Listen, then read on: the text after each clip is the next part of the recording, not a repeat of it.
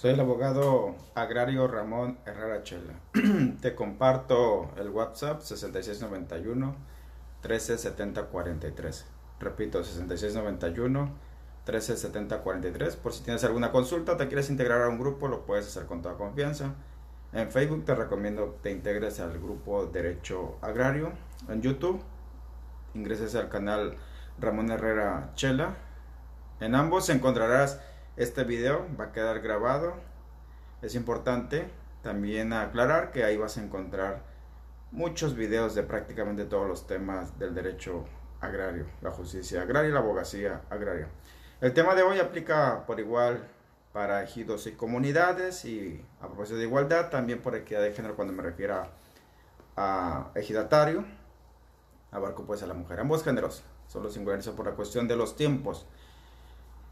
En la votación en Facebook ganó el tema 2 y en los grupos de WhatsApp ganó el tema 1, el análisis de la ley agraria. Básicamente quedaron empatados.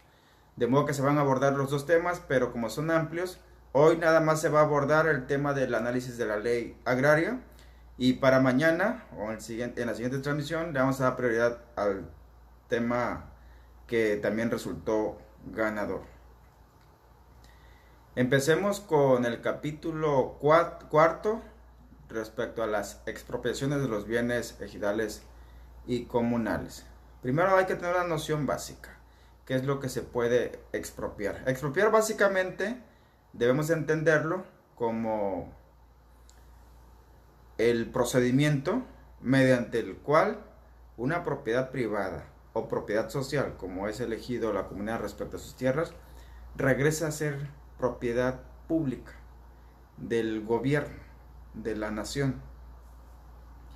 Y tratándose de ejidos o comunidades que pueden verse afectados por una expropiación, el tipo de tierras que le pueden afectar principalmente son las zonas de uso común, la área parcelada o el asentamiento humano, el pueblo. Cualquiera de esas tierras, siempre y cuando se acredite que es propiedad del ejido o de la comunidad.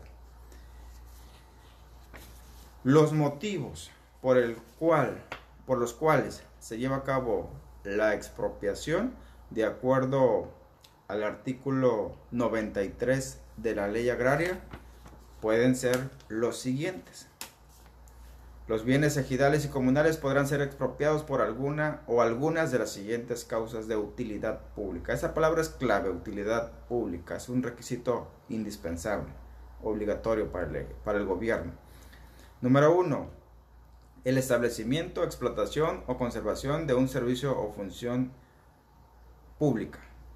Por ejemplo, construir una universidad pública, unidades deportivas.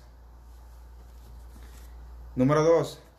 La realización de acciones para el ordenamiento urbano y ecológico, así como la creación y ampliación de reservas territoriales y áreas para el desarrollo urbano, la vivienda, la industria y el turismo. Por ejemplo, lo que antes hacía CORET, hoy INSUS, el Instituto Nacional del Suelo Sustentable, sectorizado en SEDATU, de que pues lleva a cabo expropiaciones para desarrollar ahí pues los centros de urbanización o reservarla pues para el crecimiento de la población. Número 3. La realización de acciones para promover y ordenar el desarrollo y la conservación de los recursos agropecuarios, forestales y pesqueros. Normalmente es la CONAM la que, junto con la Semarnat, determinan qué áreas deben de ser propuestas para que sean declaradas áreas naturales protegidas, reservas naturales, o la Semarnat, la Secretaría de Medio Ambiente y Recursos Naturales, pueden proponer alguna zona para que sea expropiada para estos fines. Número 4. Explotación del petróleo, su procesamiento y conducción, la explotación de otros elementos naturales pertenecientes a la nación y a la instalación de plantas de beneficio asociadas a dichas explotaciones. La más común o conocida es Petróleos Mexicanos, Pemex, la Comisión Federal de Electricidad, la Dirección General de Minas, pues llevan a cabo de manera, de hecho, con monopolio, esa clase de actividades relacionadas con la petroquímica, con los minerales, con la conducción de energía. Número 5. Regularización de la tenencia de las tierras urbana y rural. Volvemos otra vez con insus sedato. La dichosa regularización, en este caso de poblados que se localizan al interior de las tierras de ejidos o comunidades. 6. Creación, fomento y conservación de unidades de producción de bienes o servicios de indudable beneficio para la comunidad. Por ejemplo, los campos experimentales que últimamente han estado abandonados en la industria, en la ganadería, en la agricultura, donde se instalaban con recursos del gobierno, pues generalmente expropiaban para que después no existiera problemas ahí con la propiedad. Número 6. La construcción de puentes, carreteras, ferrocarriles, campos de aterrizaje y demás obras que faciliten el transporte, así como aquellas sujetas a la ley de vías generales de comunicación y línea de conducción de energía eléctrica, obra hidráulica, sus pasos de acceso y demás obras relacionadas. De hecho, esta fracción básicamente engloba las causas por las cuales se lleva a cabo la expropiación, que generalmente esas actividades las lleva a cabo la Secretaría de Comunicaciones y Transportes y la Comisión Federal de Electricidad. Está claro, ahí no merece mayor explicación. Y número 8, las demás previstas en la ley de expropiación y otras leyes, por ejemplo, una zona donde se ubiquen vestigios arqueológicos, culturales, también puede ser expropiada. Con motivo de la expropiación, el gobierno está obligado a pagar una indemnización, es decir, a pagarle en dinero al ejido, a la comunidad, por las tierras que van a expropiar. Es una especie de compensación por el perjuicio, sin duda, que se le va a causar al quitarle la propiedad de sus tierras. Recordemos que el ejido como persona moral es propietario de sus tierras. Esa es su razón de ser. Mientras que el artículo 94 señala, la expropiación deberá tramitarse ante la hoy llamada SEDATU, por decreto presidencial que determine la causa de utilidad pública. Los requisitos pues para llevar a cabo la expropiación, los bienes por expropiar y mediante indemnización, es decir, es obligatorio que el gobierno tiene que pagar. El monto de la indemnización será determinado por el INDABIN, el Instituto de Administración y Avalúos de Bienes Nacionales, atendiendo al valor comercial de los bienes expropiados, entre peritos valuadores particulares de los afectados incluso, si es necesario. Normalmente INDABIN, cuando los perjudicados no dicen nada, ellos están encantados que el avalúo se haga en valor catastral y de años atrás. Pero aquí dice ese artículo que al menos en tratados de ejidos y comunidades tienen el derecho a que se haga a valor actualizado y de hecho con un enfoque comercial, o sea, se eleva mucho el precio. Todo desacuerdo terminará en los juzgados de distrito sin duda, o en su caso en los tribunales agrarios, cuando por ejemplo SCT, CFE, Pemex andan metiendo a tierra si no quiere pagar. Lo prudente, por lo urgente, es presentar un amparo, o en su caso pues ir ante la autoridad competente, que es el Tribunal Agrario, el Tribunal Unitario Agrario, que resolverá ahí la cuestión de que la dependencia, la secretaría, la institución de gobierno o la institución pública pues pague. La ocupación previa también es el artículo que sigue. Ojo ahí, antes de expropiar se debe de pagar primero la ocupación previa, y esa se paga aparte. Es un monto de dinero muy distinto al de la indemnización. Aparentemente es por el mismo motivo de la ocupación de una tierra ejidal o comunal, pero son conceptos distintos. Así que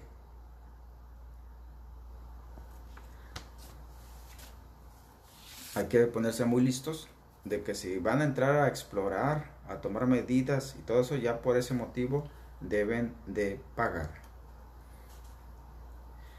Señala el párrafo todavía del artículo 94, el último párrafo: Los predios objeto de la expropiación solo podrán ser ocupados mediante el pago o depósito del importe de la indemnización, que será de preferencia en el fideicomiso del Fondo Nacional del FIFONAFE, del Fondo del Fomento Ejidal, o en su defecto mediante garantía suficiente. En pocas palabras, la cuestión de los pagos tiene que ver esta dependencia que también es del gobierno.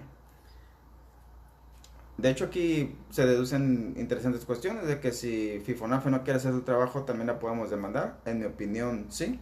Si no quiere llevar a cabo el trámite, la investigación, sí se le puede presionar con quejas y demandas.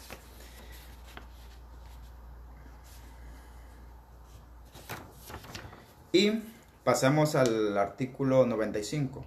Queda prohibido autorizar la ocupación previa de tierras, alegando que respecto de las mismas se tramita expediente de expropiación, a menos que los ejidatarios afectados o la asamblea, si se trata de tierras comunales, aprueben dicha ocupación, para lo cual deberá mediar convenio en el que plasmen los acuerdos y compromisos que habrán de obligarse ambas partes. En pocas palabras, en resumen, si el gobierno necesita entrar a una zona, ya nada más por entrar debe de pagar, aunque nada más entre por unas horas, por unos días, debe de pagar. Si se va a instalar ahí campamentos, maquinaria, con mayor razón debe de pagar. Para la formalización de convenio aludido, en el párrafo anterior, deberá intervenir la Procuraduría Agraria.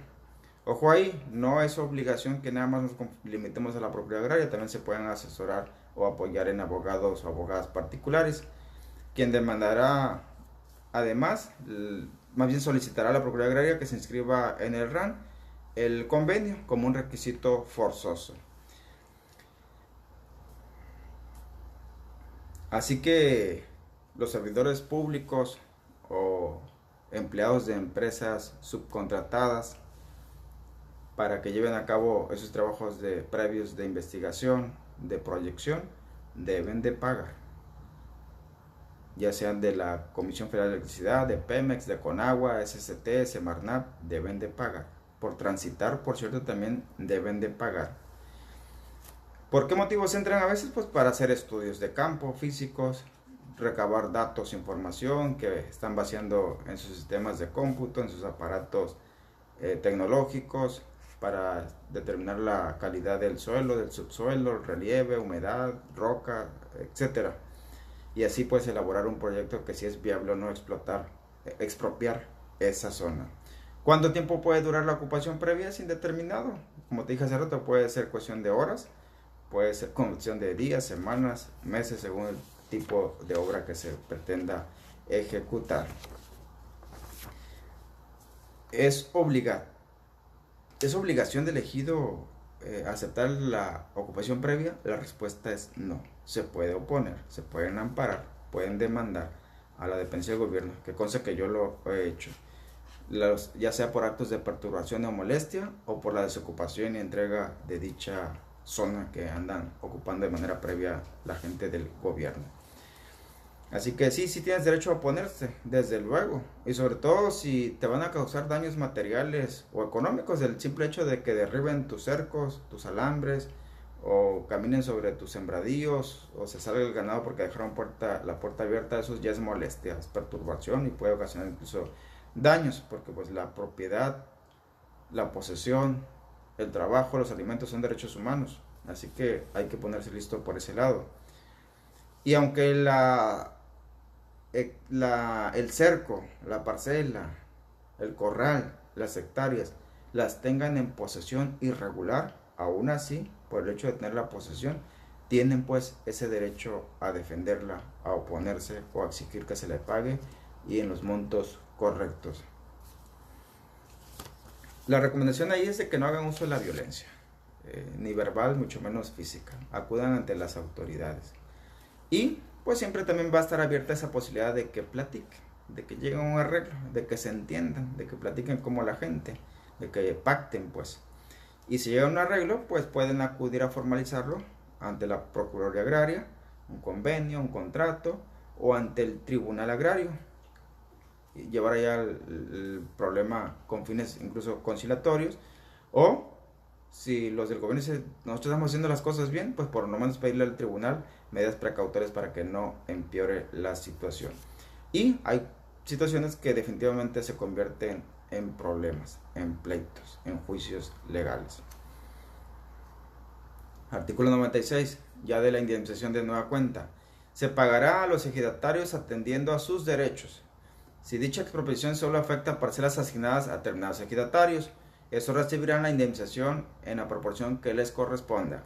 Si existiere duda sobre las proporciones de cada ejidatario, es decir, por ejemplo, si se va a afectar una parcela que está asignada a varias personas, porque sí existen, asignadas en derecho por indiviso, o si se va a afectar tierras de uso común, y no hay acuerdo respecto a los afectados de cómo se van a repartir el dinero, en qué cantidad, en qué porcentaje, pues pueden llevar el problema al tribunal agrario y dejarle pues en manos de la autoridad determinar qué monto le va a corresponder a cada uno.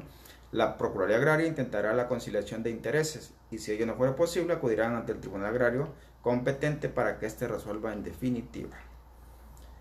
Artículo 97. Cuando los bienes expropiados se destinen a un fin distinto del señalado en el decreto respectivo, o si transcurrido un plazo de 5 años no se ha cumplido con la causa de utilidad pública, el fideicomiso del Fondo Nacional de Fomento Ejidal, el FIFONAFE, ejercitará las acciones necesarias para reclamar la reversión, que le devuelvan, que le regresen las tierras expropiadas al ejido, ya sea de manera total o parcial, según corresponda, de los bienes expropiados y opere la incorporación de estos a su patrimonio.